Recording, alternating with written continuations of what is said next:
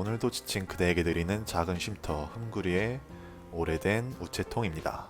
오늘은 10월 4일 현재 시간 오후 11시 7분을 막 넘어가고 있습니다. 반갑습니다 여러분, 흠구리입니다. 아이고, 지금 이게 비가 안 오면은 이런 일이 잘 없는데 방송이 약간 좀 이상하네요. 조금 끊길 수가 있습니다. 지금 송출이 그렇게 부드럽지가 않아요. 아, 비가 오는 게 아니라요. 비만 안 오면은 사실 별일이 없는데 방송이 비 오면은 좀 끊기고 막 이러거든요, 원래. 근데 오늘은 날씨 화창한데도 송출이 좀 불안정해가지고 방송이 끊길 수가 있습니다. 근데 할 수 있는 게 없어요. 트위치가 아파요. 맞아요. 트위치도 아프고 제 멘탈도 아프고.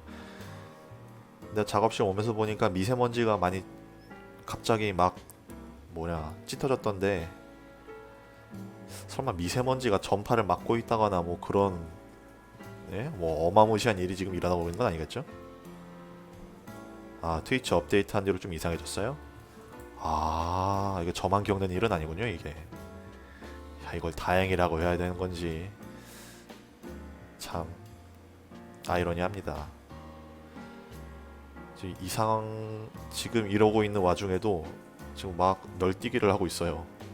송출이. 하하. 히키코모리라 미세먼지 심해도 상관없어요. 그 환기의 중요성을 설명하면서 과학자가 그랬는데, 그 양반이 그랬어요. 집안에 있는 공기가 아무리 더러워도 아무리 깨끗해도 바깥에 있는 공기보다는 더럽다. 그러니까 미세먼지가 짙은 날도 꼭 하루에 몇 분씩은 환기를 해줘야 한다라고 하더라고요. 아, 선재님 계정 삭제하셨다 다시 만드신 거였어요? 업데이트 때문에? 세상에. 네, 갓 공기청정기. 근데 요즘 애 키우는 집은 공기청정기 하나씩은 무조건 있어야 되는 것 같아요. 진짜 갑자기 또 미세먼지가 많아져가지고 밖에 공기가 아무리 깨끗해도 공기청정기보단 더럽다. 아, 그건 어쩔 수 없죠. 그래도 한 여름 꿀 빨았으니까. 아, 근데 사실 그게 정상이었는데 네, 다시 비정상으로 살게 된 것 같아요. 저기 윗동네 분 때문에. 네. 어... 아이고, 뭐 송출이 자꾸 눈에 자꾸 밟히네요. 안 보려고 해야겠다. 어디 보자. 저번 주에 무슨 일이 있었더라? 생각보다 큰 일은 없었던 것 같은데. 이미 10월인데 아직도 더운 온난화가 심하긴 한가 뭐. 맞아요. 오면서도 오늘 땀을 좀 많이 흘렸어요. 지금 10월인데도 에어컨을 틀어야 됩니다. 이게 무슨 일입니까 대체? 오늘 최고 기온이 28도였나? 내일은 최고 기온이 21도고 갑자기 막 온도를 널뛰기를 하는데 잘 적응해서 살아야죠. 감기 조심하시고요, 여러분. 이제는 비염이 아니라 코감기를 조심해야 될 것 같아요. 목감기도 조심해야 될 것 같고요. 근데 이게 참 온난화가 심해서 너무, 네, 기온차가 커진 것 같긴 해요. 옛날에는 확실히 이런 거 좀 덜 했었는데. 에 환절기 지옥행. 환절기가 거의 끝나고 있어서 다행히 뭐 나쁘지 않은 것 같아요 요즘은. 그래서 저기 제목에 이제 비염으로 고통받는을 지웠거든요. 더 이상 비염으로 고통받는 게 아니라 에, 미세먼지로 인해 고통을 받고 있기에 일단 비염은 삭제를 했습니다. 방송 잘 나오고 있는 거 맞죠, 여러분? 제 모니터링 화면은 계속 끊겨요. 전 옛날부터 감기 자주 걸려서 지금은 면역인지 거의 안 걸림. 그거 참 복이네요. 근데 저도 어렸을 때 감기 진짜 달고 살았는데 지금도 거의 달고 살거든요. 이게 원래는 감기가 매년 바이러스가 변종이 생겨서 그래가지고 옛날에 썼던 백신은 지금이 안 통하고 막 그런데요. 감기가 워낙 변화무쌍해서 바이러스 자체가 원래는 면역이 안 생깁니다. 제가 알기론 그래요. 그러니까 거의 복 받으신 거예요, 고양이 닌게님. 아주 가끔 끊기는데 본 데는 지장이 없어요. 그럼 됐죠. 그나마 라디오 방송인데도 끊기면은 이거 뭐 게임 방송 하시는 분들은 좀 고생하시겠네요. 업데이트한 이후로 감기 걸리면 몽롱해짐. 감기 걸리고 거기다가 이제 약 먹으면 이제 훅 가는 거죠. 제정신이 아닌 상태에서 거의 반 좀비 상태로 삶을 살아가게 되는데 그 시간이 다가오는 것 같아요. 계속 끊겨서 면역이 복 받으신 거예요라고 들렸어.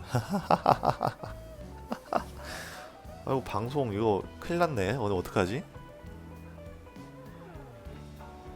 지금 모니터링 지금 제가 제 방송을 켜놨어요. 모니터링 하려고. 근데 이 화면이 끊기고 있어요. 너무 이거 문제가 좀 큰데? 이거 어떡하지?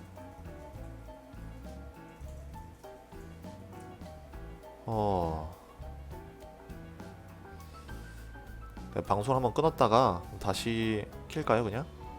설정을 방송 킨 상태에서는 할 수가 없어가지고 설정을 좀 만지면은 괜찮아질 수도 있어서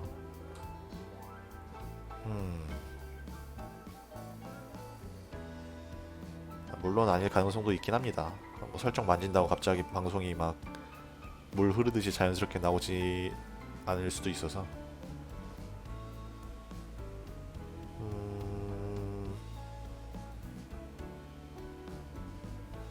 네, 한번 끊고 다시 올게요, 여러분.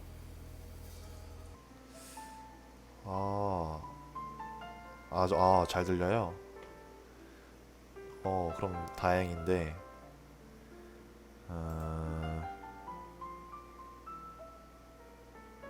그냥 하죠. 그러면 뭐, 예, 뭐 별일이 있겠습니까? 괜찮을 거예요. 아닌가? 네, 뭐 그냥 하죠. 좋아요. 그 뭐 어떻게 하다 보면은 잘 진행되겠죠. 제가 뭐 엄청 거창한 걸 하는 것도 아니고 그냥 뭐 라디오 방송하는 건데 별일이 있겠습니까? 출력을 약간 높였는데 원래 2,500으로 쏘던 거를 지금 6,000으로 바꿨거든요. 그거 외에는 딱히 건드린 게 별로 없는데 어떻게 방송이 잘 나갈지는 좀 미지수긴 해요. 일단 뭐 그냥 합시다. 뭔 얘기하고 있었죠 우리?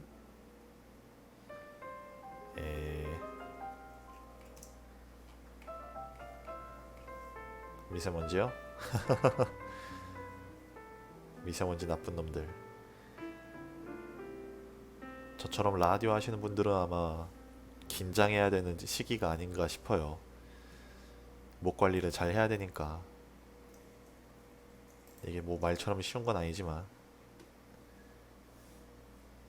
요즘 그런 음식도 잘 안 먹어요. 엄청 맵고 짠 음식 있잖아요. 그런 것도 좀 피하려고 하거든요. 뭐 잘 되진 않지만. 그리고 물 좀 많이 마셔주고 있고 더 많이 마셔야겠어요. 이제 물을 미세먼지를 봐버렸으니까. 그래도 여름에 미세먼지 없던 게 어딥니까? 그때는 마스크 할 수도 없었는데 한국지리 배울 때 여름에는 덥하고 뭐라는 거야? 덥고 습한 저 동남풍이 한반도로 불어온다고 막 배우잖아요. 그게 얼마나 고마웠는지 몰라요, 정말. 이제는 춥고 건조한 북서풍이 불어올 텐데 얼마나 원망스러운지 모릅니다. 이놈의 미세먼지들. 그러니까 태풍이 막 좀 시기적절하게 와서 좀 저기 중국 대륙 좀 촉촉하게 적셨으면 좋겠어요. 물은 셀프죠. 맞아요. 셀프로 마셔야죠. 누가 먹여주는 거 아니니까.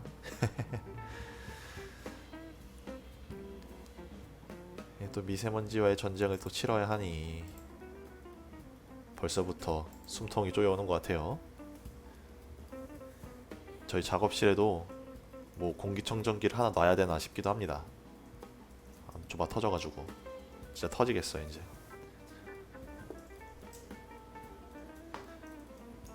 제가 이어폰이 망가졌는데 제가 이어폰을 그래서 하나 샀거든요. 근데 그게 없어요. 돈이 없어요. 그래가지고 좀 싼 거를 샀거든요. 이제 월세 낸 다음에 돈이 모자라가지고.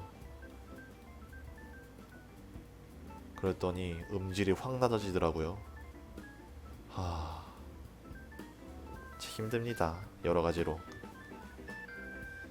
음질도 안 좋고 지금 현실 해상도도 안 좋고 미세먼지 때문에. 화질이 원본 화질 뿐이라 줄이지도 못하네. 그래요? 어떡하지? 많이 끊기나요? 고양이 닌겐님?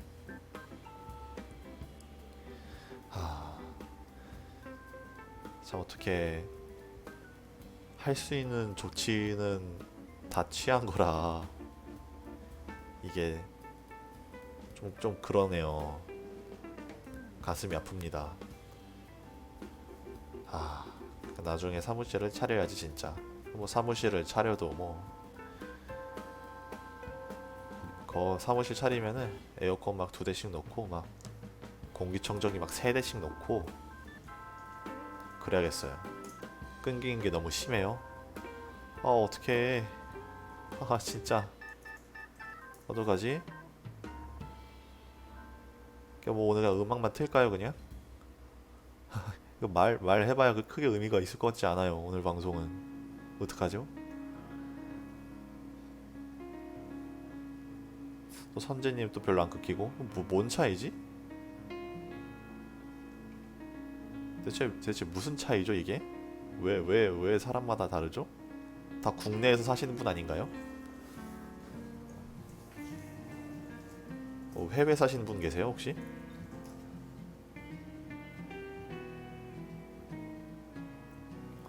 일단 제가 보기에는 1번 문제는 송출의 문제가 좀 큰 것 같고요. 2번은 트위치 업데이트 같고요.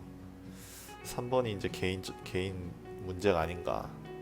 인터넷망이라든가 좀 그러네요. 잘 됐으면 좋겠는데 이래버린 갑자기 뇌절이 와버려가지고 준비했던 멘트들이 기억이 안 나네요. 예, 이게 다 미세먼지 때문이야 이게. 지금도 괜찮아요?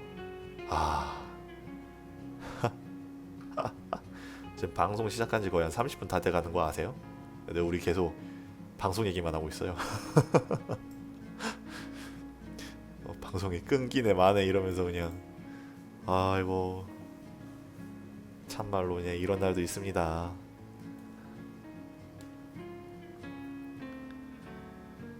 오늘은 날이 아닌 것 같으니 다음에 다시 올게요. 네, 붙잡을 수가 없다는 사실에 너무 안타까울 뿐입니다. 잘 들어가시고요. 다음에 또 찾아주세요. 가슴이 아픕니다. 이놈의 미세먼지가 이걸. 그 어려운 걸 미세먼지가 해냅니다. 미세먼지가 죄가 없다고요? 미세먼지가 죄가 없을 수도 있죠. 미세먼지를 만들어내는 사람들이 죄가 있을 뿐이죠. 어쩌겠습니까? 미세먼지가 너무 짙어가지고 오는데 그 작업실 오는데 가로등에 비춰서 미세먼지가 보이더라고요. 자동차 헤드라이트에 비춰서 보이기도 하고. 미세먼지는 죄가 없지 않죠. 존재 자체가 존재가 죄라고요. 너무 가혹하신 거 아닙니까? 미세먼지란 용어를 언제부터 쓰기 시작했는지 모르겠어요. 원래는 황사라고 불렀잖아요. 황사. 그때까지만 해도 그러니까 황사라고 불릴 때까지만 해도 그냥 모래먼지였는데 여기에 중국의 공장에서 날라오는 뭐 중금속 막 이런 게 끼면서 이게 그냥 그렇게 된 것 같은데 미세먼지라고 명칭이 박힌 것 같은데 뭐 정확한 거는 모르겠어요. 이제 황사란 말 아무도 안 쓴 것 같아요. 진짜 아재들만 쓴 용어 됐어.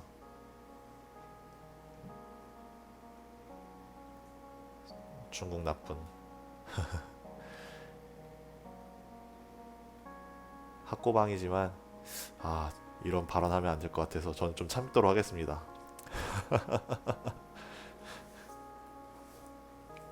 예, 뭐 중국이라고 다 나쁘겠습니까?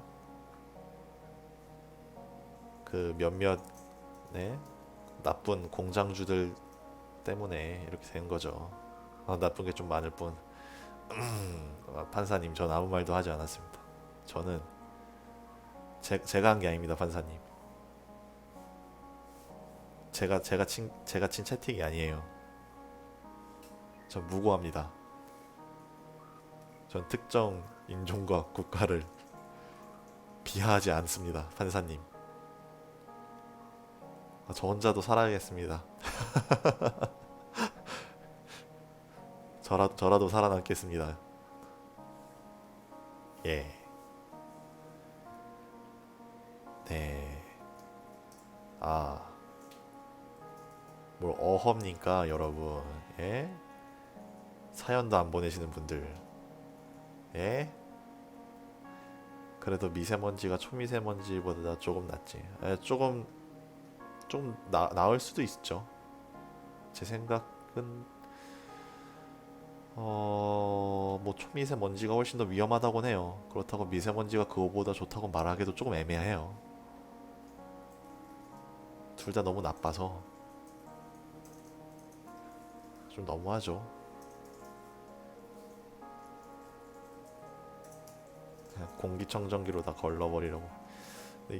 집에만 처박혀 있는 게 최고. 집에만 박혀 있으면 얼마나 좋겠습니까? 그게 안 되잖아요. 뭐 어찌됐건 살아야죠. 미세먼지 때문에 뭐 슬슬 국가에서 문자 보낼 때가 된 것 같은데 그런 거 보내도 조심할 수 있는 게 별로 없어요. 뭐 마스크 끼는 거 외에는 저희가 할 수 있는 게 뭐 있습니까? 그래도 어른들 직장 가야 되고 학생들 학교 가야 되고 그런 게 없잖아. 그런 거밖에 뭐 별로 의미가 없죠. 난 돼지 때문에 국가재난 문자 온 거 처음 봄. 저도요. 이게 사람한테도 감염이 돼서 이러는 거예요? 이게 사람한테 감염이 안 되지 않아요? 오늘 학교 간 분들 손? 저는 안 갔습니다. 저는 오늘 공강이었어요. 대신에 복지관 봉사를 좀 다녀왔죠. 얼마 만에 금공강인지 모르겠습니다. 공강에 뭔지 설명을 해야 된다고요? 수업이 없는 날을 공강이라고 불러요. 용어가 조금씩 다르게 쓰이고 있긴 한데 그냥 하루가 통으로 빈 걸 공강이라고 부르기도 하고요. 그러니까 수업하고 수업 사이에 떨어져 있는 부분도 공강이라고 부르기도 합니다. 오늘 시험 봐서 12시에 끝남. 아 맞아요. 요즘 고등학교 시험 기간이더라고요. 전국적으로. 제가 오늘 그거였는데 뭐냐 봉사활동 가려면은 버스 타고 1시간 정도 이동을 하거든요. 근데 그때가 1시 반 뭐 이 시간대였는데 고등학생들이 막 타더라고요. 버스에. 이런 적 처음이었거든요. 뭔가 했더니 시험이었네요. 돼지 때문에 숯불 축제도 안 함. 숯불 축제가 문제가 아니라 뭐 카더라의 통신에 따르면 한국에서 30년 동안 돼지고기를 먹지 못할 것이다. 뭐 이런 얘기도 있더라고요. 근데 그거는 아마 제가 보기엔 막은 것 같고요. 그 정도까지는 아닌 것 같아요. 설마 돼지고기가 30년을 못 먹는다거나 이러진 않겠죠. 우리나라가 구조 자체가 그런 게 있어요. 전염병이 퍼지기 힘든 나라예요. 구조 자체가 그래요. 산이 많고 막 그래가지고 이게 국가에서 정부 차원에서 관리만 잘해주면은 퍼지진 않답니다.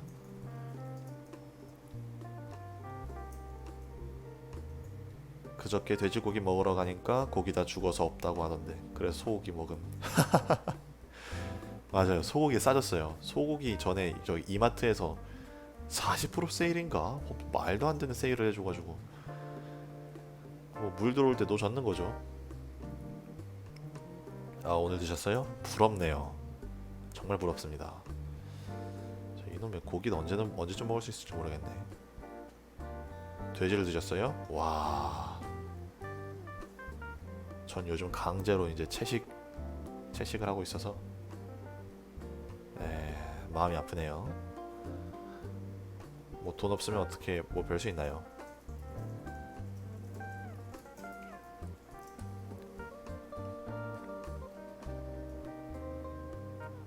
성공하면? 네?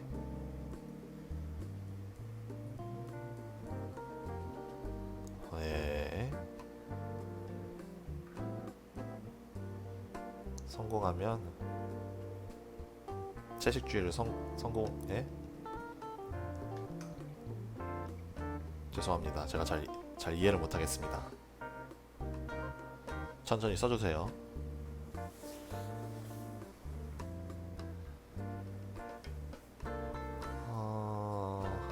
돼지고기 먹고 싶다. 저녁도 못 먹었는데. 방송 성공하면 방송 성공할 수 있겠죠? 방송이고 나발이고 지금 뭐 사연도 안 오고 뭐 시청자도 없고 뭐 가슴 아픈데 성공할 수 있겠죠? 그래서 제가 그거를 하려고 좀 성공해보고 싶어가지고 다른 방송들 좀 찾아봤어요. 성공한 라디오 방송들 어떻게 하고 있나. 근데 방식이 크게 다르지 않더이다 이 말입니다. 전혀 참고를 할 수가 없었어요. 최상위권과 최하위권하고 그렇게 차이를 낼 만한, 그 정도 시청자 수 차이가 나고 그 정도 인지도 차이가 낼 만한 뚜렷한 컨텐츠는 없다 이 말이죠. 배울 게 없었어요. 제가 그게 부족한 걸 수도 있죠. 관찰력이라든가 이런 게 부족한 걸 수도 있죠. 근데 이미 뭐 저기 먹이업이신 분들은 올라오는 채팅 수나 뭐 도네이션이다 뭐 어마무시하게 많고 뭐 라디오 한다 하면 사연도 막 기깔나게 오니까 사실 컨텐츠 같은 게 걱정할 게 별로 없는데 저는 이제 그런 걸 걱정해야 되니까 이게 이 부분에서 조금 차이가 많이 나는 것 같아요. 유튜브 재밌었죠? 유튜브로 유입을 시키는 게 지금 저희가 생각하는 유일한 방법입니다. 그거밖에는 방법이 없어요.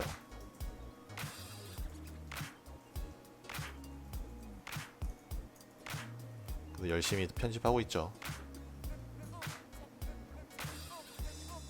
상위권 참고보다는 새로운 걸 생각해야 하는데 그게 너무 힘듦. 맞죠? 근데 완전히 새로운 것도 정답은 아니라고는 생각해요. 뭐 어차피 사람들이 보고 찾아주는 게 어느 정도 정해져 있잖아요. 그러다 보니까 아무리 레드오션이어도 사람이 글로 갈 수밖에 없는 건데, 근데 이거를 계속 뭐 새로운 컨텐츠를 생각을 해내고 그거를 적용시키고 결과를 보고 결과를 분석을 하고 하기엔 생각보다 삶이 빡셉니다. 전문 뭐 프로 방송인이 아니잖아요. 그러다 보니까 뭐 취미로 슬릿을 한다 뭐 이런 개념이 좀 더 강한 것 같아서 그냥 그런 것 같기도 해요. 그래서 저번에 새로운 거 한번 시도해봤잖아요, 제가. 예? 책 들고 가서 책 읽었는데 다 나갔잖아요. 저 정말 상처 많이 받았습니다. 진짜. 마음의 상처가 그냥, 예? 어떻게 듣지도 않어. 나가는 건 뭐야, 대체? 아니, 목소리 좋다고 그렇게 예? 둥가둥가 해주더니, 예? 각 잡고 책이니까 다 나갔어. 와, 세상에. 아, 들으셨어요? 감사합니다. 그때 남아 계셨던 한 분이셨군요, 선재님이.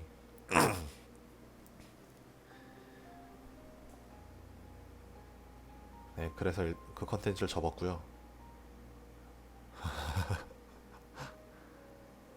대신에 시집을 가지고 왔습니다. 아무래도 산문처럼 좀 긴 거는 사람들이 확실히 별로 좋아하는 것 같진 않아요. 그래서 그냥 시집을 가지고 왔고, 어, 이거는 한, 한 2, 30분만 더 떠들고 나서 진행하는 걸로 할게요. 어, 새로운 컨텐츠 생각하는 게 참 그렇네요. 생각보다 챙길 게 너무 많아요. 방송을 하려면.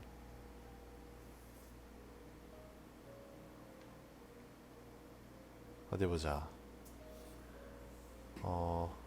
맞다. 여러분, 제가 지갑을 찾았습니다. 이게 몇 주 전에 제가 지갑을 잃어버렸다고 했잖아요. 근데 그 지갑을 찾았어요. 신기하죠? 사실 그거 잃어버리고 굉장히 절망 많이 했었는데 또 너무 어이없이 찾아가지고 결론부터 말씀드리면 제 방에서 찾았습니다. 제 방에서 제, 제 책상하고 저기 옷장이 이렇게 붙어 있는데 그 사이에 이렇게 떨어져 있는 거를 주웠어요. 네, 동생이 주워줬어요. 이거 아니야? 하면서 제 눈을 의심했습니다. 제가 지갑 잃어버리고 나서 지갑 찾는 꿈을 많이 꿨거든요. 잘 때마다. 그래서 진짜로 꿈이 아닌가라는 생각도 했어요. 정말 생생한 꿈이 아닌가. 꿈이 아니었습니다. 저는 집에서 잃어버린 지갑을 찾기 위해서 카드도 재발급받고 보안카드도 재발급받고 주민등록증도 재발급을 받았어요. 하, 현사 좀 세게 왔는데, 야, 사서 고생 많이 했죠. 말씀드렸다시피 제 지갑이 리미티드 에디션이에요. 이제 안 팔아요, 그거를. 아, 차라리 촬영이라도 했으면 유튜브 몰카가. 그쵸, 차라리 촬영이라도 했으면. 이것도 했으면 진부하다 했을 겁니다, 진짜.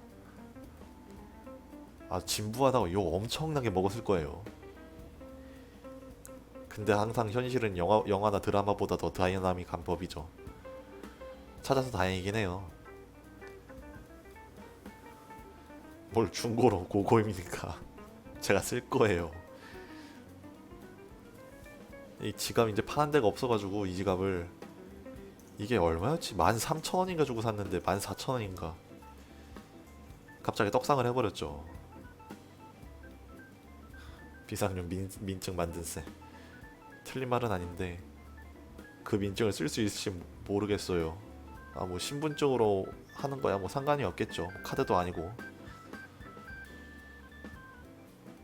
근데 이제 그게 안 보여요. 제 운전면허증이 이제 안 보이기 시작했습니다. 얘는 또 어디 갔을까요? 아, 이것도 어디 찾다 보면 나오겠죠? 얘는 재발급받기 좀 빡센데.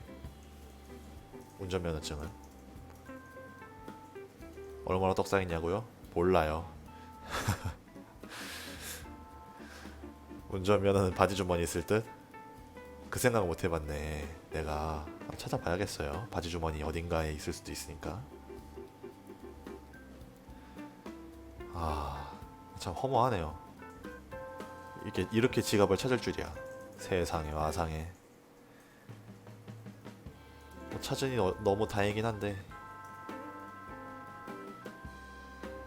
바지 주머니에서 돈 발견하면 어차피 내 돈인데 괜히 기분 좋음.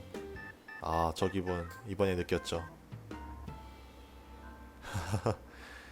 뭐 돈이랑 뭐 저기 버스 셔틀 버스 표랑 뭐 고스란히, 네? 학생증까지 깔끔하게 발견을 했으니 얼마나 기분이 좋았는데요, 제가. 나 한동안 표 안 사도 되겠다 싶었어요.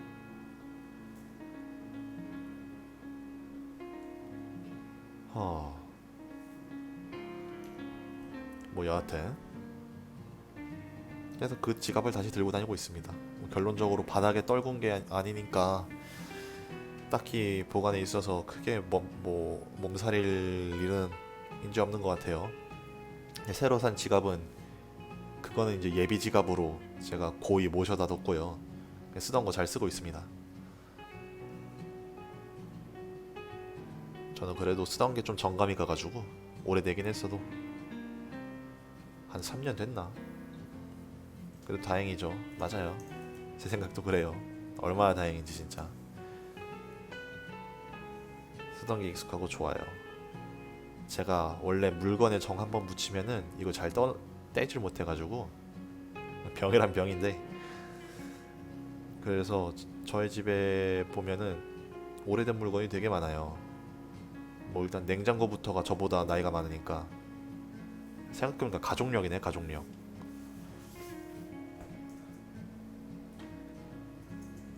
뭐 책상은 고등학교 입학할 때 샀고,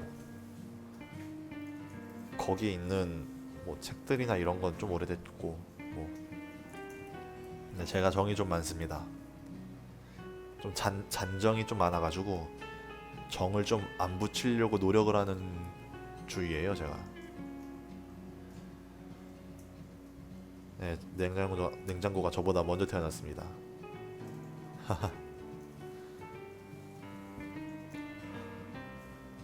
거참 거. 냉장고에 뭐 관짝에 뭐 향에 뭐 난리 났네, 난리 났어. 근데 그냥 계속 쓰는 게 쓸만해서 쓰는 거예요. 고장이 안 나요, 고장이. 옛날 가전제품 진짜 튼튼하거든요.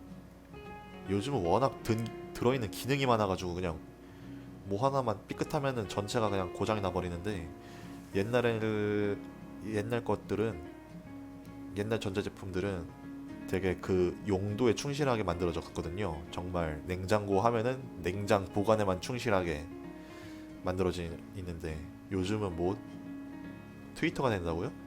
막 그렇던데요. 뭐 얼음 정수기가 냉장고에 붙어 있고 막. 그러니까 고장이 좀 쉽게 나는 게 아닌가. 너무 기능이 많아서. 제 예상인데 이 냉장고도 언젠가는 뭐 버릴 날이 오겠죠. 근데 그 다음에 쓸 우리 냉장고는 아마, 글쎄요, 길어봐야 10년도 못 쓰지 않을까. 한 7, 8년마다 냉장고를 바꾸게 되지 않을까 하는 게 제 생각입니다. 왜냐면 저희 집 자체가 별로 그런 거 관리하는데 재능이 없거든요. 그냥 방치하는 건데, 관리보다는. 요즘 것들은 관리를 안 해주면은 망가져 버리니까. 그래서 수명이 좀 짧을 것 같아요. 뭐 대부분 방치죠. 관리란 게 있습니까? 그냥 방치해 두는 거죠. 이 옛날 거 좋다는 거에서 느끼는 게, 핸드폰 쓸 때 요즘 너무 많이 느껴요. 진짜. 핸드폰은 원래, 지금은 핸드폰 배터리 그냥 켜놓으면은 하루 가나? 하루도 잘 가기 힘들잖아요. 근데 옛날 투지폰 같은 경우는 거의 일주일을 그냥 버텨요. 재충전 없이. 아, 선재님도 냉장고가 나이가 더 많으세요? 봐봐, 옛날 게 훨씬 좋아요, 진짜. 옛날 투지폰 그거 제가 목격을 했는데 중학생 때 중학생 때 친구가 핸드폰 게임을 하다가 뺏겼어요, 학교에서. 그 거의 한 90 몇 퍼센트 차이는 상태에서 뺏겼는데 일주일 압수를 당했거든요. 일주일 후 끝나고 나서 핸드폰을 돌려받았는데 배터리가 한 5% 남아있더랍니다. 막 부재중자는 엄청 찍혀있고. 그게 옛날 폰이에요. 지금은 상상도 할 수 없는 일이죠.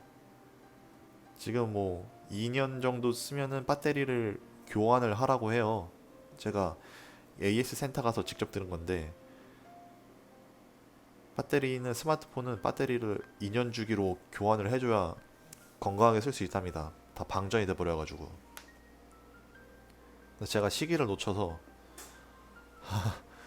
원래 올해 5월, 6월에 교환을 했어야 했는데 제가 지금 수명을 억지로 늘려서 지금 벌써 한 4, 5개월째 더 쓰고 있네요. 핸드폰 초기 한번 시켜야 되는데.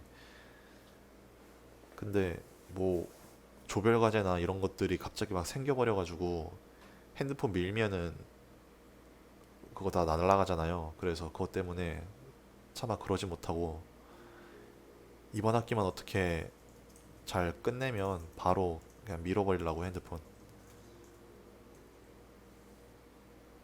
어제 또 초기화했어요? 좋네요. 저도 그런 건 막 할 수 있으면 좋을 텐데 역시 사람이 기술이 있어야 돼.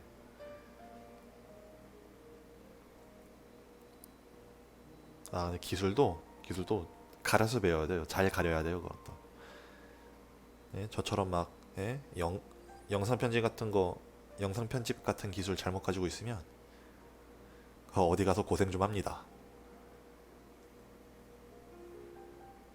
아, 뭐 그런 거 있죠. 어디 가서 뭐 하다가 뭐냐, 구리 씨 영상 편집할 줄 안 됐죠? 이러면 이제 업무가 하나 생기는 거죠. 컴퓨터는 6개월에 한 번씩, 휴대폰은 4개월에 한 번씩 초기화. 4개월에 한 번이요? 빡세네요. 네, 잘한다고 하면 안 돼요. 맞아요. 제 생각도 그래요. 그냥 그냥 일을 면제해주고 뭐 영상을 만들게 시키고 막 이런 게 아니잖아요. 그냥 하던 거 다 하면서 그냥 그 외에 영상이란 업무를 하나 얻는 거죠. 그냥 얹어 놓는 거죠. 사뿐하게. 끔찍합니다. 생각만 해도. 몇 번 겪어봐서 알아요. 근데도 이 꿈틀거리는 이 관종 DNA가 저를 그냥 안 두더라고요. 예, 꼭 나대게 해서 일을 만들어요. 꼭 영상을 굳이 만들게 해서 낮에 일하고 밤에 편집하고 뭐 쪽잠을 자는 그런 거지 같은 생활 패턴을 살게 만듭니다. 뭐 아직은 젊으니까 그냥 버티는 것 같은데 이제 이것도 얼마 안 남은 것 같아요. 그 거지 같은 생활 패턴을 매일 하고 있다고. 고생이 많으십니다, 코모리 씨. 아, 나 조별 과제 하니까 생각났는데 조별 과제 하면 또 조별 과제 잔혹사 아니겠습니까? 시청자 한 명이라고요? 아닌데. 제 화면에선 두 명이라고 뜨고 있거든요. 아닌가? 두 명, 네, 두 명이네요. 네, 크게 신경 쓰지 맙시다. 아마 다른 분들 좀 많이 끊겨가지고 그런 것 같아요.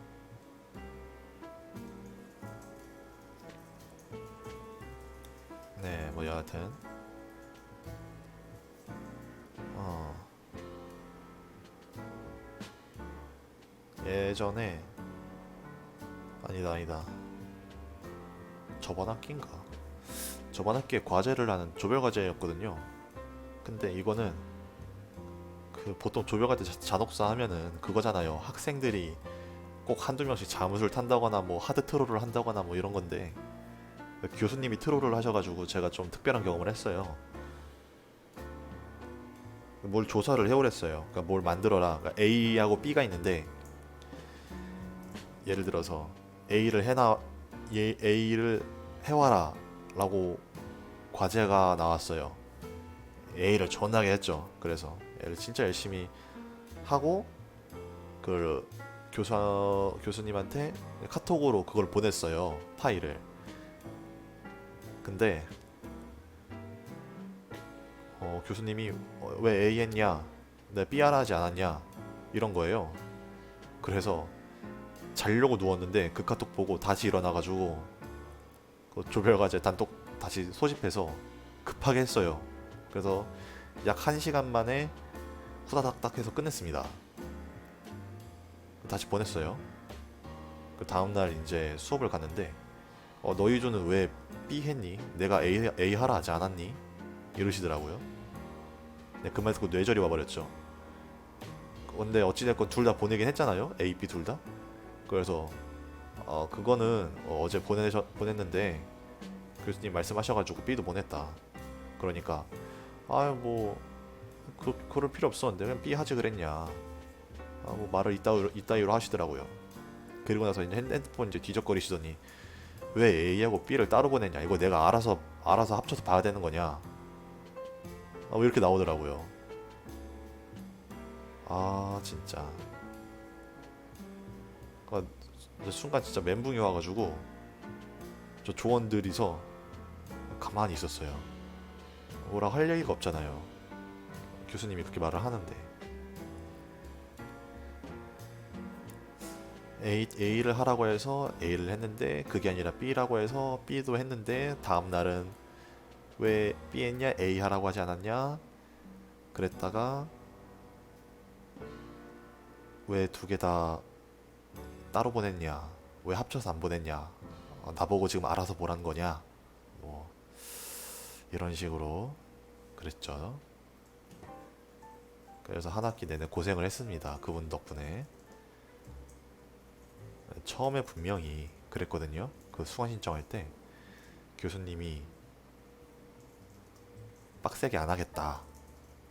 이게 폐강 위기에 놓인 강의였거든요. 빡세게 안 할 테니까 좀 와달라. 그래서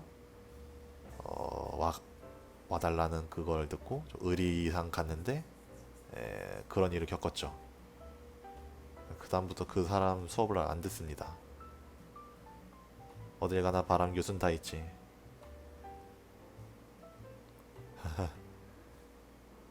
바람 교수만 있으면 참 그래도 좀 나은데 이게 학생들까지 거기에 가세를 해버리면은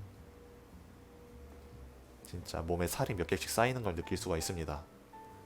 어디 막 걸리적거려요. 몸이 막 살이 생겨가지고.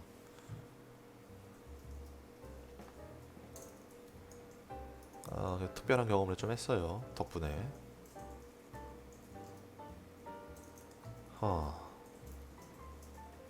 그리고 리얼 목에서 나는 푸드득 소리가 다 살이 엉키는 소리 같음. 목에서도 나고 뭐 무릎에서도 나고 허리에서도 나고.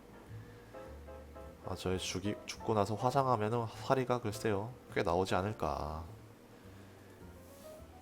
그 우스갯소리로 그런 거 있잖아요. 공산주의가 왜 망했는지 알고 싶으면 조별과제를 해보면 된다고. 제 생각에는 똑같습니다. 조별과제는 채점하기만 용이하지 그 외에는 아무런 효용이 없어요. 교수는 꼰대다. 근데 교수가 다 그렇진 않아요. 배우신 분들이라 다 그렇진 않은데 그 몇몇 교수님들 때문에 힘들죠. 원래 사람들이 더 자극적인 거에 더 관심이 가잖아요. 여학생들 특히 성희롱 당하기도 한다고요? 진짜 나쁜 교수님 많네요.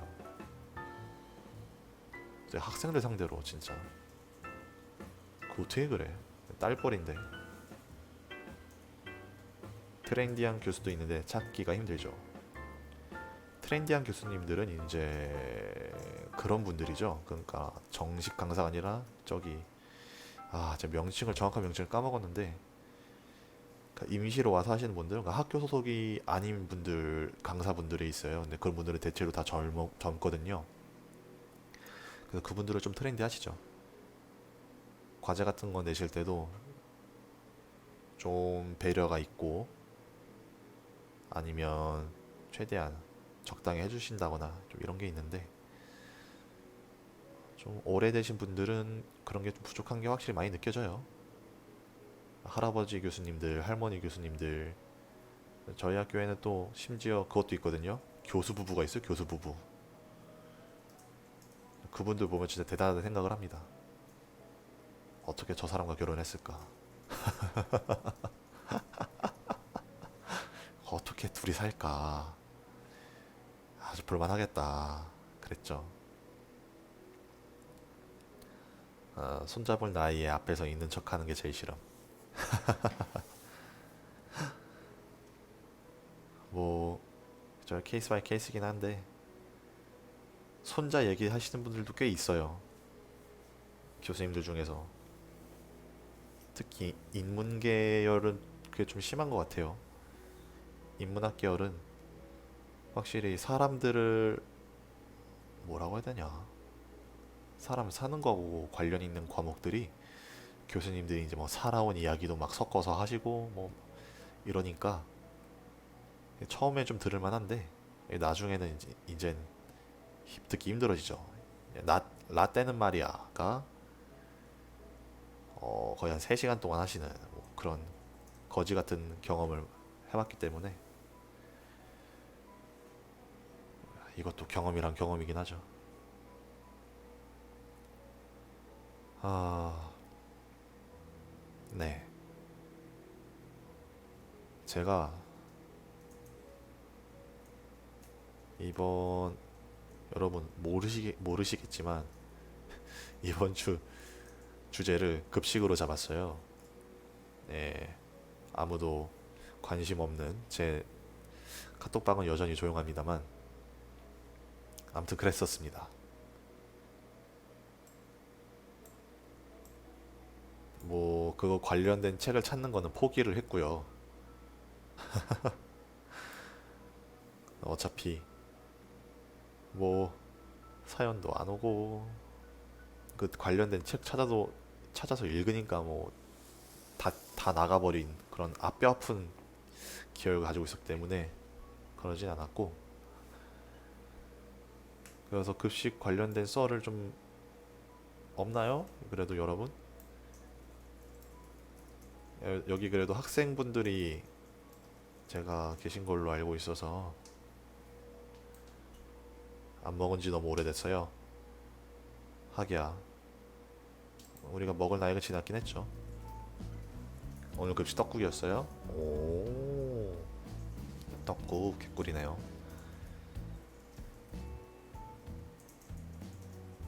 급식 먹는 것보다 급식 먹으러 가기 위해 4교시 10분 전부터가 대기 타는 게 개꿀잼.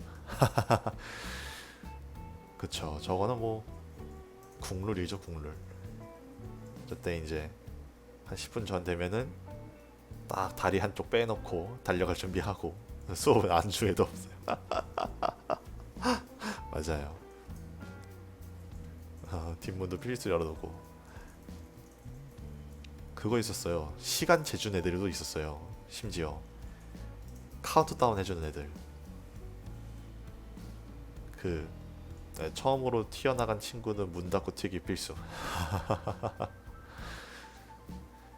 그 뭐지?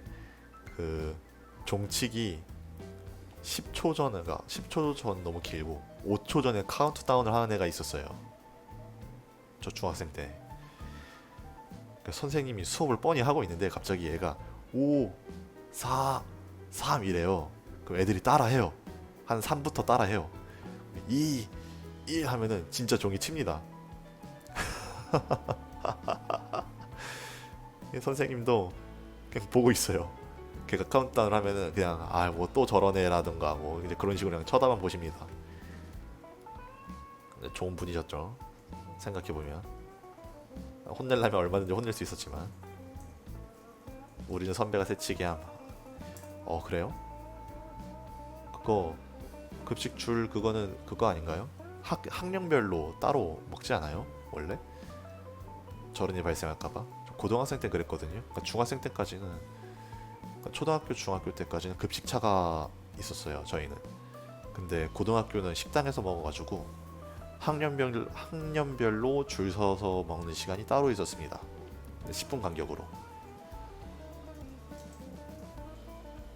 보통 3학년, 2학년, 1학년 순이었죠. 고등학생 때. 진짜 급식 줄 기다리면서 친구랑 수다 떠는 게 추억이다. 이제는 느낄 수 없는 그런 분위기죠. 지금 생각해보니 어떻게 그렇게 먹고 다녔지. 급식이 생각보다 저희는 괜찮았어요. 마시는 축에 속했어요. 학교가 좀 젊었거든요.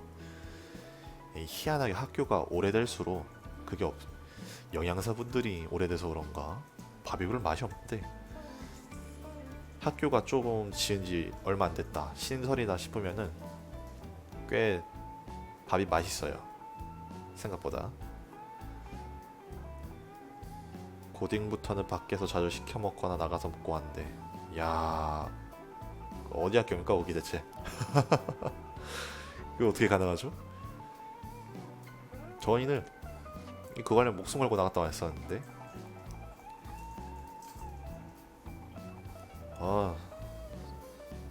주랑이 어서 오고 마음서치 먹다가 친구랑 싸웠어요. 학교 주변에 마음서치가 있었어요. 와 대박인데. 전 학교 주변에 사실 먹을 수 있는 게 별로 없었어요. 그 아파트 단지여가지고. 근데도 나가는 애들은 나가더라고요. 스릴 때문에 나가는 건지 뭔지 모르겠지만 나가더라고요 그냥.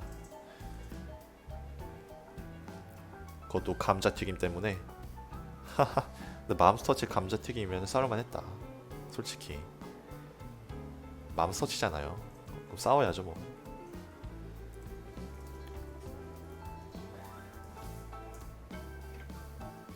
자기 햄버거는 안 먹고 있고. 아 감자튀김만. 그러면 뭐 이건 싸워도 이건 뭐 합법이죠. 다음에 먹으려고 감자튀김 거의 혼자 원샷 하던데. 야 이거 애가 사람이 안 됐네. 예의가 없네 예의가. 친구끼리 갔으면 예? 감자튀김 부어서 같이 먹을 거 아니에요 가운데다가.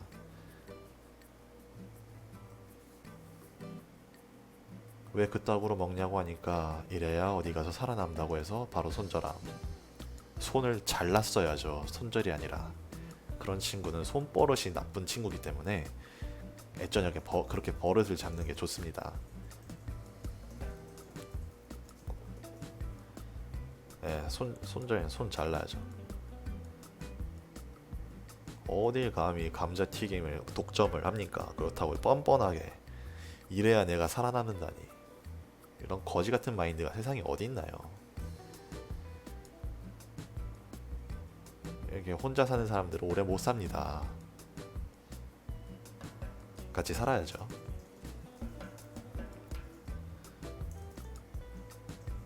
그래도 학교 어떻게 밖에서 어떻게 먹었네요. 생각해보니까. 아 평소에 이득 중이에요?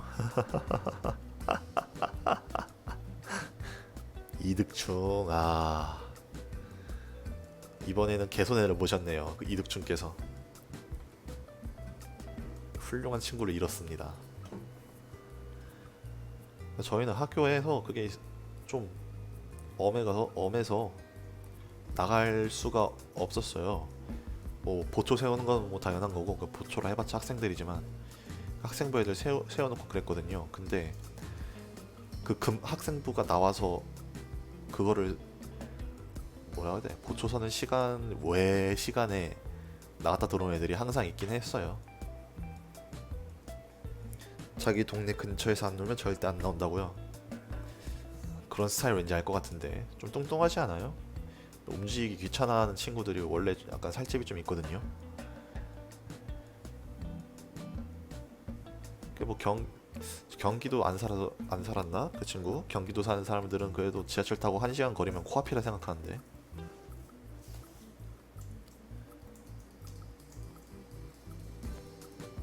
뭐 지금도 그렇게 뚱뚱하진 않은데 그냥 찌질 관상이라고요. 여러분 관상은 실제합니다.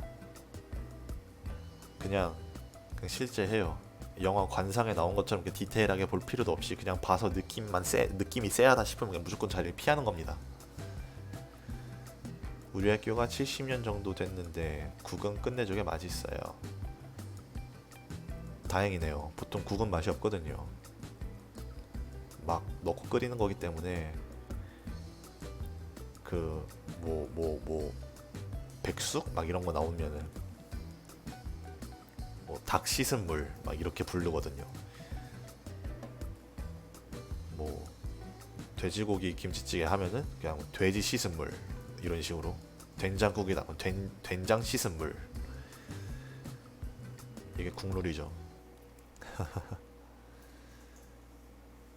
학교 70년 됐으면은 진짜 역사와 전통 있는 학교네요. 된장 묻은 물, 그쵸? 된장 묻은 물, 고기 빠진 물, 그쵸? 국룰이죠. 요즘은 저렇게 급식 요즘 되게 잘 나와서 저러진 않을 텐데, 군대 가면 맛볼 수 있습니다. 네, 슬픈 얘기지만 군대에선 진짜 돼지 씻은 물 막 이런 느낌이에요. 또 이야기가 산으로 갈 것 같으니 군대 얘기는 하지 맙시다. 슬프잖아요.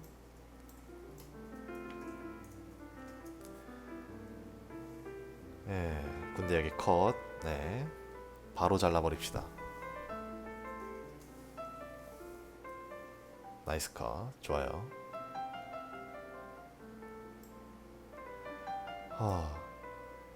제가 고등학교 때 그 활동을 잠깐 했었거든요. 학생회 임원은 아니고 나가서 보초 서고 막 하는 걸 했었어요. 나가는 시간이 얘네는 점심을 먼저 먹어요. 한 10분 정도 먼저 먹어요. 그러고 나서 점심 종이 치면은 나와요. 그러고 나서 예비 종이 치면은 들어가요. 근데 밖에서 나가서 먹고 들어온 애들은 4교시 종료 종이 울리면 바로 나갑니다. 그러니까 뛰어서 막 나가요. 그러면은 걔들이 나오고 한 1, 2분 있다가 학생회가 나와서 보초를 쓰기 시작해요. 엄청난 칼 타이밍인 거죠. 그리고 예비종 치고 나서 학생회 들어가는 걸 보고 본종 치기 전에 슥 하고 들어옵니다. 한 1, 2분 전에. 그래서 안 걸려요. 그 친구들이 나가서 뭘 먹는지는 모르겠어요. 솔직히 담배 피고 돌아온 것 같긴 한데 뭐 그것도 다 스릴 있게 사는 법이긴 해요. 왜냐면 저희 밖에 술집밖에 없거든요. 그래서 식사를 할 만한 데가 진짜 한두 군데밖에 없어요. 문제는 그 한두 군데가 선생님들도 다니는 한두 군데여서 거기서 밥 먹기 좀 힘들 거거든요. 술집을 갔다 올 수도 있다고는 생각은 잘 안 하는 게 왜냐면 애들이 교복을 입고 있는데 어떻게 술집을 대낮에 갑니까? 그리고 대낮에 어떻게 술집이 영업을 잘 안 하잖아요, 대낮에는. 그래서 술집을 갔을 것 같진 않고 그냥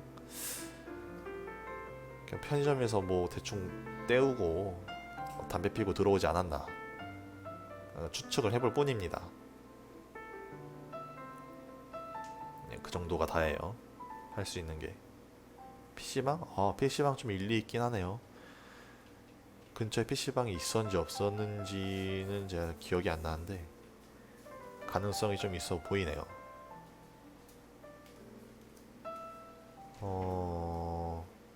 그때 갔다 오는 PC방만큼 또 네?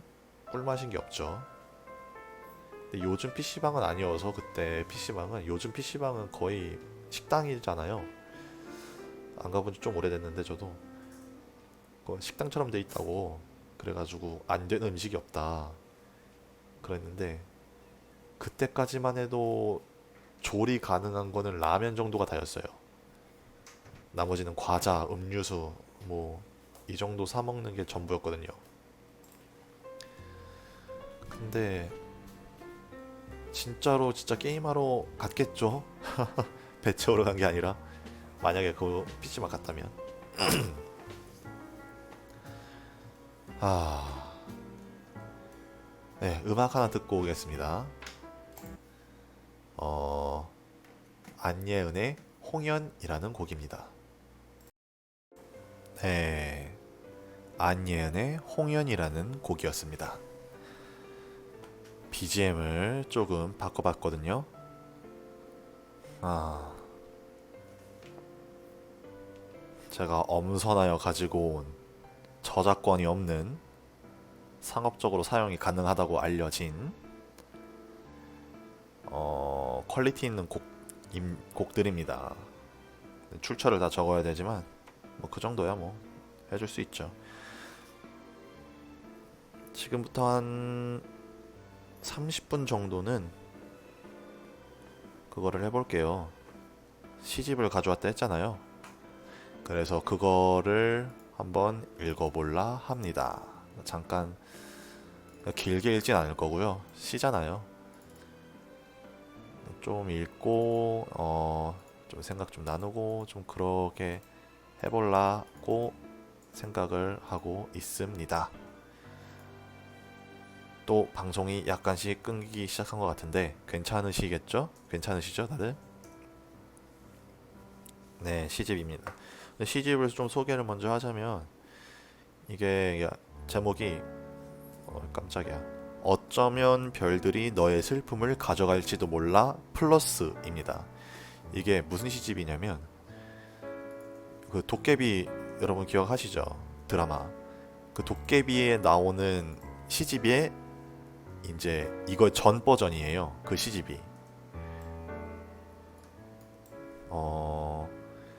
그러니까 이건 그 이후에 나오는 2권 정도로 생각을 하시면 됩니다.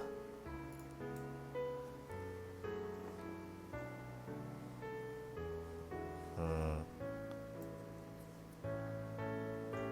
그래서 어디 한번 봅시다. 제가 몇 개를 표시를 해놨거든요. 어, 이 시는 되게 표현이 좋아서 제가 가져와 봤어요. 김동명의 밤이라는 시입니다. 밤은 푸른 안개에 쌓인 호수. 나는 잠에 쪽배를 타고 꿈을 낚는 어부다.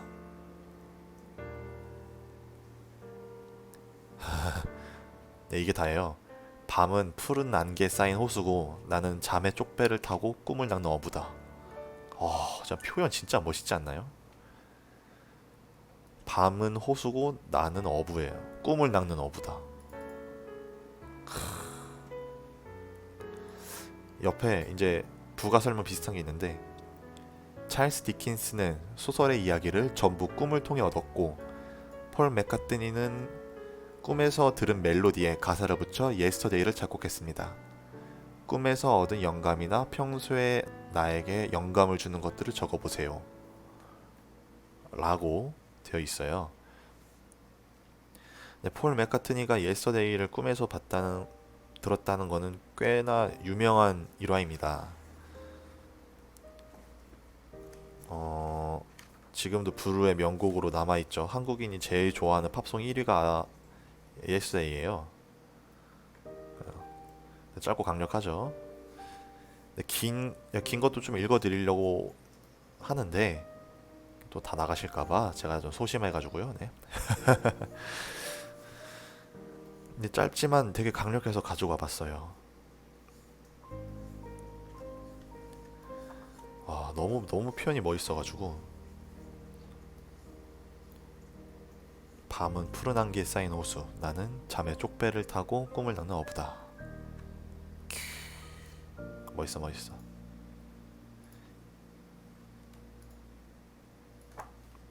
어, 또 이게 강이라는 시를 읽어드릴게요. 혼자서는 건널 수 없는 것. 오랜 날이 지나서야 알았네. 갈대가 눕고 다시 일어나는 세월. 가을빛에 떠밀려 헤매기만 했네. 한철 깃든 새들이 떠나고 나면 지는 해에도 쓸쓸해지기만 하고 얕은 물에도 휩싸이고 말아 혼자서는 건널 수 없는. 네, 구광본 시의 강이라는 시였고요. 어, 이것도 이것도 참 멋있는 것 같아요. 그러니까 인생은 혼자가 아니다. 혼자서는 이 강을 건널 수가 없다는 거죠. 그러니까 아까 우리 코모리가 말했던 그런 찌질상의 이득충은 얼마 못 간다 이 말이죠.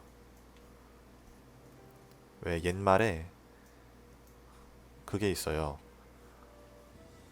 빨리 가려면 혼자 가고 멀리 갈 거면 함께 가라.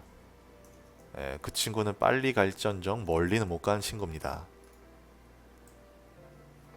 손이 잘릴 거거든요.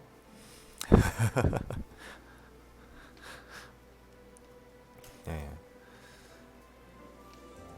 옆에 또 글 잘려버려라 손. 네, 옆에 또 토막 글이 있는데 이것도 좀 읽어볼게요. 이 시 옆에 있는 글입니다. 이 시를 읽으니 인생에 관한 글 한 토막이 생각납니다. 성자에게 물었다. 인생에서 어느 때가 가장 중요합니까? 현재가 가장 중요하다. 왜냐하면 그대가 살고 있는 순간이 바로 지금이기 때문이다. 어떤 사람이 가장 중요합니까? 지금 그대가 관계를 맺고 있는 사람이 다 사람이다. 왜냐하면 이후 어떤 사람과 관계를 맺게 될지 모르는 까닭이다. 어떤 일이 가장 중요합니까? 그대에게 가장 중요한 일은 그 사람들과 사랑하며 화합하는 일이다. 왜냐하면 모든 사람은 서로 사랑하기 위해 이 세상에 태어났기 때문이다. 레프 톨스토이의 글이었습니다.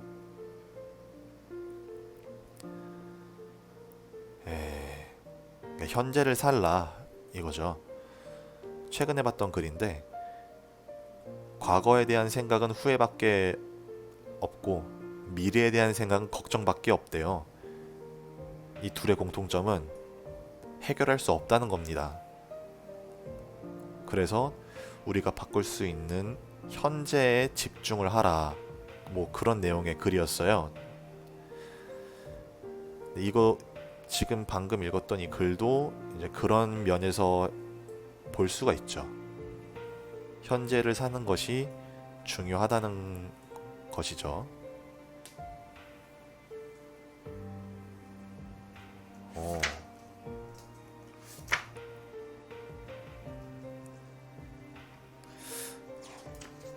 확실히 시가 좋네요. 미래는 걱정뿐 마치 내 앞날 주륵. 다 그래요. 누군들 미래가 완벽히 보장돼 있다고 장담할 수 있겠습니까? 다들 불완전한 현재를 살고 있는걸요. 그러니까 장래희망에 관련된 글 중에서 가장 많이 봤던 게 현재를 살다 보면은 알아서 뭐가 돼 있을 거다. 예. 그냥 그게 제일 그런 말을 제일 많이 들었어요. 사람은 앞만 봐야 해. 그쵸. 저는 개인적으로 뭐 가끔 뒤돌아보는 삶도 나쁘지 않다고 생각하는 축에 속하는데 현실적으로 봤을 때는 앞을 보는 게 맞죠. 어쩌겠습니까?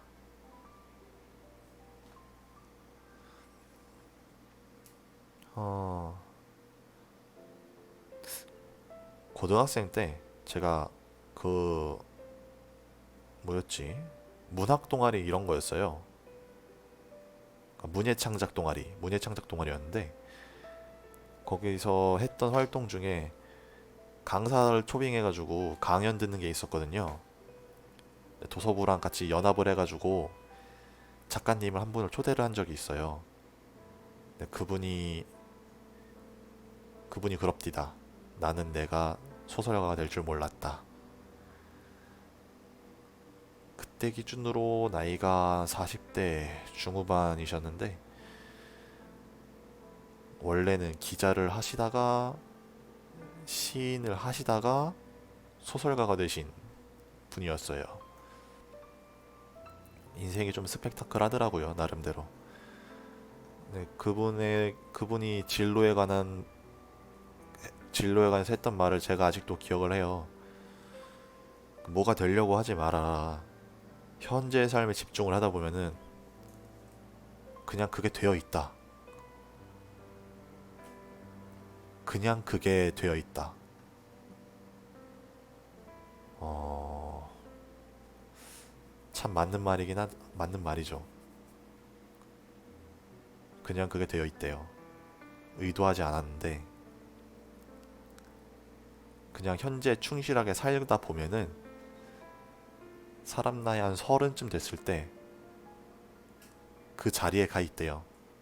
물론 그 자리가 어떤 자리인지는 뭐 사람마다 다르겠죠. 근데 중요한 건 최선을 다하는 게, 그러니까 현재 항상 최선을 다하는 게 가장 중요하지 않을까.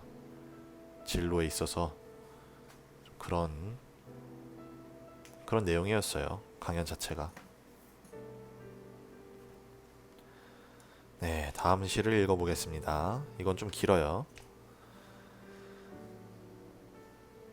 초보자에게 주는 조언. 엘렌 코트라는 분의 시입니다. 시작하라. 다시 또 다시 시작하라. 모든 것을 한 입씩 물어뜯어 보아라. 또 가끔 도부 여행을 떠나라. 자신에게 휘파람 부는 법을 가르치라. 거짓말도 배우고 나이를 먹을수록 사람들은 너 자신의 이야기를 듣고 싶어 할 것이다. 그 이야기를 만들라. 돌들에게도 말을 걸고 달빛 아래 바다에서 헤엄도 쳐라. 죽는 법을 배워두라. 빗속을 나체로 달려보라. 일어나야 할 모든 일은 일어날 것이고 그 일들로부터 우리를 보호해 줄 것은 아무것도 없다.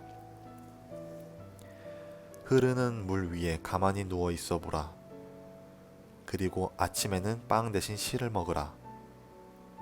완벽주의자가 되려 하지 말고 경험주의자가 되라. 야, 초보자에게 주는 조언, 엘렌 코트라는 분의 시였습니다. 이거는 좀, 네, 기억해 둘 만한 글귀 시인 것 같아요. 특히 마지막 부분. 완벽주의자가 되려 하지 말고 경험주의자가 되라. 초보자들이 많이 하는 실수죠. 완벽해지려고 하는 거. 완벽주의자세요? 경험주의자가 되보려고 노력하시기 바랍니다. 저도 완벽주의 성향이 있어요. 사람은 누구나 완벽주의 성향이 있습니다. 맡은 일 완벽하게 하려는 게 뭐 잘못은 아니잖아요. 근데 이제 그 고집을 좀 꺾어서 경험을 좀 하려고 하는 게 저 좋다고 저는 개인적으로 생각을 하거든요. 예, 굉장히 교훈적이죠. 어, 그 아이들에게 동기부여하는 방법인가? 그거에 대해서 다큐멘터리가 하나 있었는데, 과정을 칭찬을 받는 아이와 결과에 대한 칭찬을 받는 아이가 그 다음에 했을 때 성취도가 다릅니다. 어, 과정을 칭찬한 아이는 그 다음에 성취도가 굉장히 높아요. 이 아이는 결과에 대한 욕망보다 과정에 대한 욕망이 더 크기 때문에 부모님이 열심히 했구나.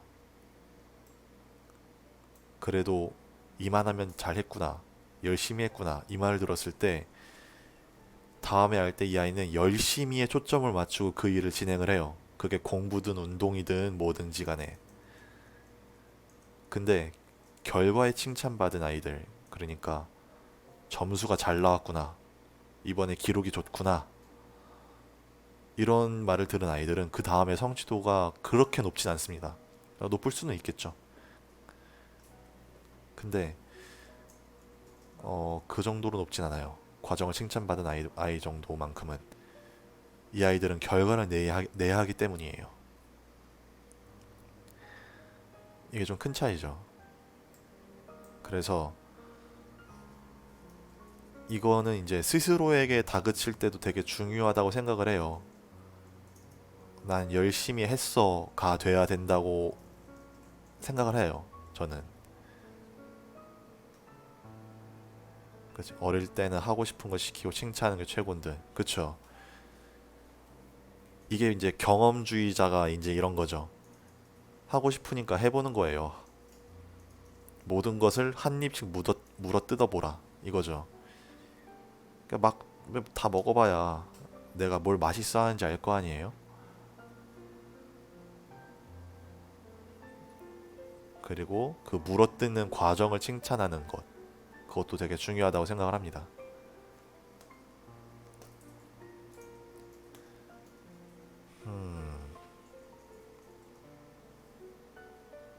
더 아프게 물어뜯어 보렴. 어머 잘하네. 이거 더 아프게 물어뜯는 게 아니라 물어뜯기는 거 아닌가요, 이거는?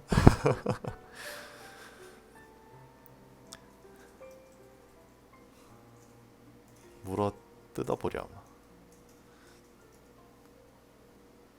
어머 피가 철철 나오네. 잘했다. 이거 사이코패스 아닌가요, 이거는? 갑자기 가쁜 사이코패스. 깜짝이야. 배경음이 좀 큰가요? 배경음 괜찮은지 모르겠네요. 네, 또 그 옆에 또 글귀가 있어요. 그거 한번 읽어보겠습니다. 늦지 않았습니다. 죽기 전에 꼭 하고 싶은 나만의 버킷리스트 100가지를 써보세요. 100가지를 당장 채울 수 없다면 생각이 날 때마다 하나씩 채워나가세요. 그리고 있는 힘껏 하나씩 실천하세요. 또 앤드류 매튜스라는 분이 한 유명한 말이 있네요. 우리는 목적지에 다다라야 비로소 행복해지는 것이 아니라 여행하는 과정에서 행복을 느낀다. 오, 이거 좀 생각해 볼 만한 그 주제 같아요. 도착지에서 행복을 느낀 게 아니라 그 과정에서 행복을 느낀다.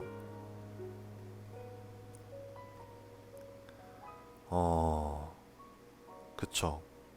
사실 과정이 재미가 없으면 그 도착이 과연 얼마나 재미가 있을까요? 버킷리스트가 한번 붐이 일어났던 적이 있죠. 버킷리스트 영화가 나오고 나서 한번 그랬는데, 이제 버킷리스트가 그거잖아요. 내가 죽기 전에 이루고 싶은 것들. 그래서 이거 실제로 실천하신 분이 꽤 유명한 분이, 제 이름 까먹었는데 이거 유튜브에 찾아보면 아마 있을 건데, 뭐 자기 리스트를 딱 다 적어서 그거를 80%인가 60%인가를 실천을 하신 분이 항상 자기 동기부여 영상에 나오세요. 그분도 이제 나이가 꽤 먹었겠네요. 그런 삶의 자세가 굉장히 중요하다고 생각합니다. 저도 버킷리스트가 있어요. 뭐 100가지나 되진 않는데, 근데 생각보다 얼마 없다는 사실에 좀 놀랐어요. 내가 생각보다 이루고 싶은 게 별로 없구나. 이 사실이 전 굉장히 충격적이었어요. 삶이 되게 무미건조해진 느낌이라 해야 되나? 그래서 그런 부분에서 좀 바꿔야겠다, 발전해야겠다라는 생각을 했었습니다. 이런 게 있으면 좋죠. 버킷리스트. 삶의 지향점 같은 게 있으면 좋잖아요. 죽지 않고 싶어요.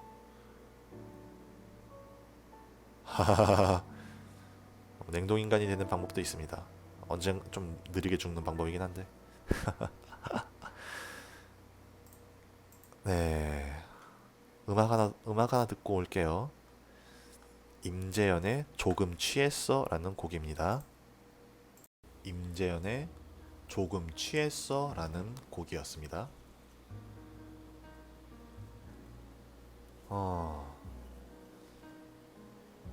좋아요. 이제 한 시 한 두 개 정도 더 읽고 방종하면은 시간이 대충 맞을 것 같네요. 네, 다음 건 읽어보겠습니다. 한 사람의 가장 서러운 곳으로 가서 농담 한 송이 따서 가져오고 싶다. 그 아린 한 송이처럼 비리다가 끝끝내 서럽고 싶다. 나비처럼 날아가다가 사라져도 좋을 만큼 살고 싶다. 농담 한 송이라는 시였습니다. 허수경 씨가 썼네요. 야, 진짜 한국어가 이건 진짜 영어로 어떻게 표현할 수가 없네요. 한 사람의 가장 서러운 곳으로 가서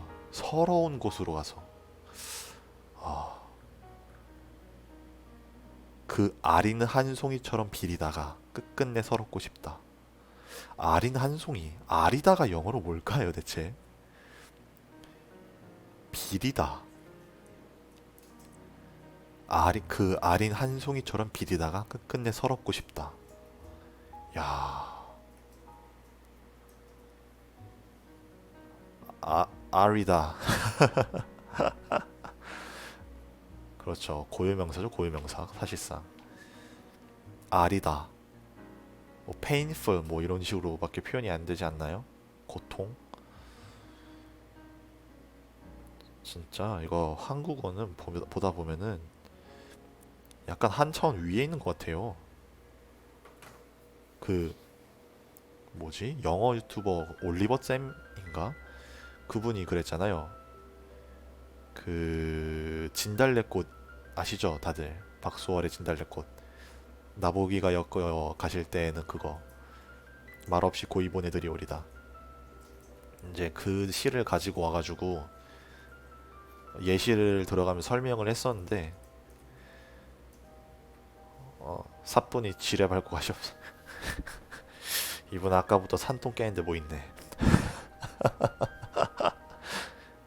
예, 그 친구 이제 지뢰도 밟게 하는 거예요. 아까 손목도 잘라버렸는데 이제 지뢰도 밟게 하시네. 잔인한 사람. 여하튼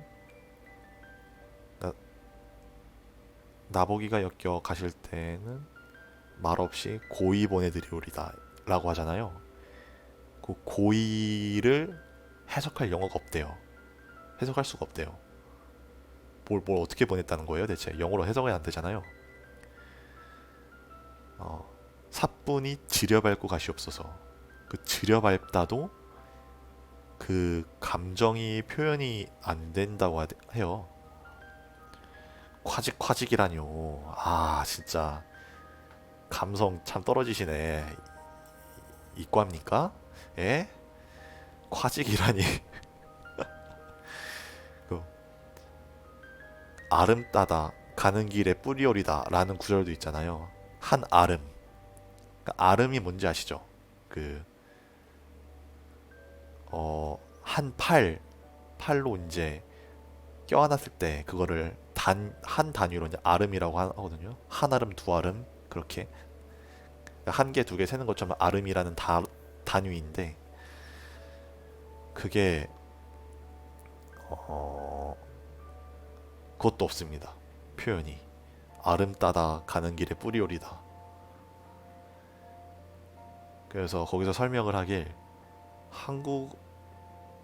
한국이 한국에서 그게 없잖아요. 그 노벨 문학상 뭐 이런 게 안 나왔잖아요. 그 이유가 서양권에서 채점을 하기 때문에 이거를 정확하게 그 의미와 뜻까지 해석해줄 단어가 없다. 그래서 심사를 받을 수가 없다. 정확히 말하면. 그렇게 설명을 했어요. 해석을 한 거죠. 그런 식으로. 신기하죠. 아, 한국어가 진짜 표현력이 정말 대단한 것 같아요. 소설이나 뭐 시 같은 걸 읽어봐도 그 안에 있는 의미보다는 그 의미를 감싸고 있는 비유나 은유적 표현이 굉장히 아름다운 게 많아요. 한국 소설 제가 욕을 좀 많이 하긴 하는데 그래도 끊지 못하는 이유가 이거죠. 문장이 굉장히 화려하고 유려합니다. 아름다워요. 이 시도 그렇죠. 아이고 깜짝이야. 네. 한 사람의 가장 서러운 곳으로 가서 농담 한 송이 따서 가져오고 싶다. 그 알인 한 송이처럼 비리다가 끝끝내 서럽고 싶다. 나비처럼 날아가다가 사라져도 좋을 만큼 살고 싶다. 살고 싶다. 야, 진짜 대단한 것 같아요. 이런 표현력 자체가.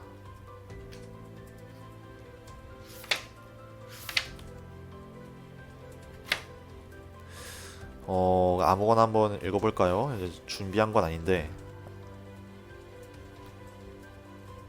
어,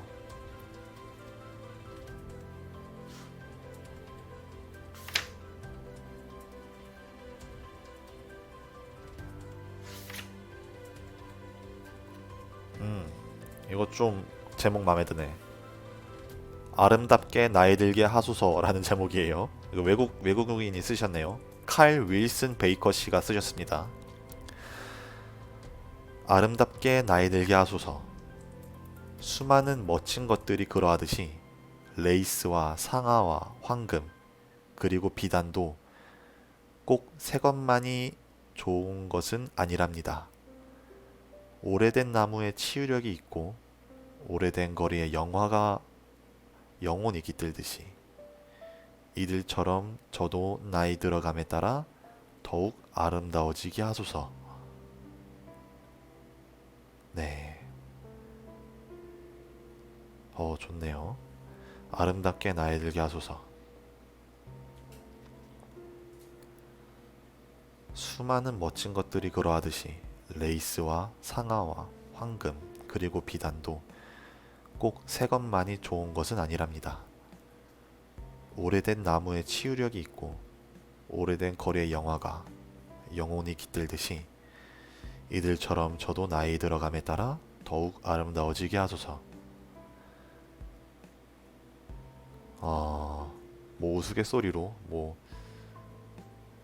뭐냐 그 남자는 와인이다 막 이런 얘기 하잖아요. 솔직히 좀 개소리에 가깝다고 생각은 하는데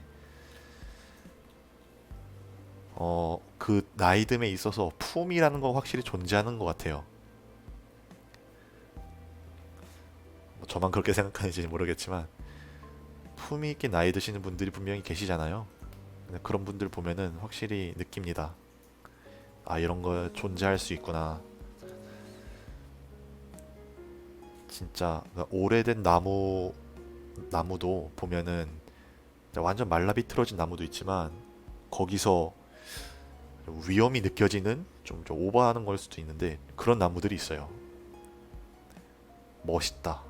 자, 위험이 느껴지는 나무다. 이런 것들이 있거든요. 그런 걸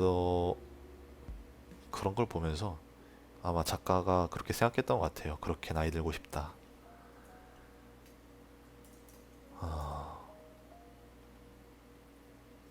아닌 사람도 요즘은 자주 보여요.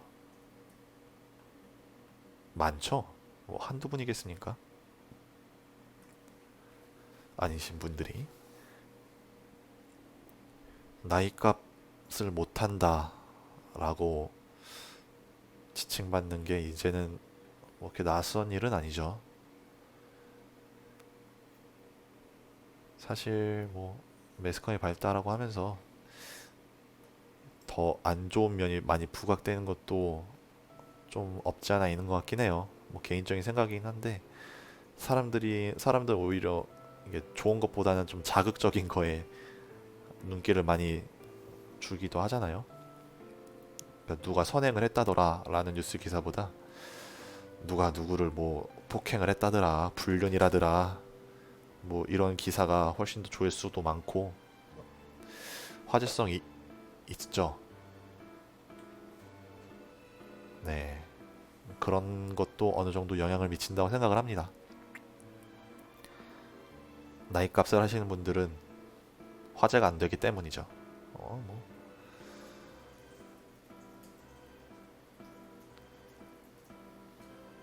원래 착한 사람들은 조용하게 지냄. 네, 맞아요. 이제 슬슬 추워지니까 구세군 활동도 할 거예요. 그러면은 또 뉴스에 아마 나올걸요? 어떤 할머니가 이제 평생을 모은 몇 억을 기부를 하셨다. 구세군에 넣으셨다. 뭐 이런 거 있을 텐데 그런 것들이 이제 좀 화제가 많이 됐으면 하는 자그마한 바람이 있습니다. 네, 오늘 방송은 이제 여기까지 하는 걸로 할게요. 방종곡 별 하나 들으면서 오늘은 여기까지 마무리 하도록 하겠습니다. 오늘 하루도 고생 많으셨어요, 여러분.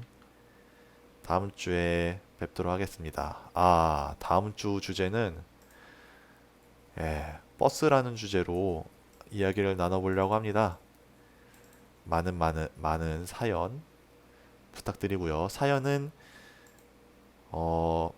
카카오톡 오픈 채팅방에다가 흠구리를 검색하시면은 1대1 익명 채팅방이 있습니다. 거기로 보내주시면 감사하겠습니다. 방종할게요, 여러분. 고생 많으셨습니다.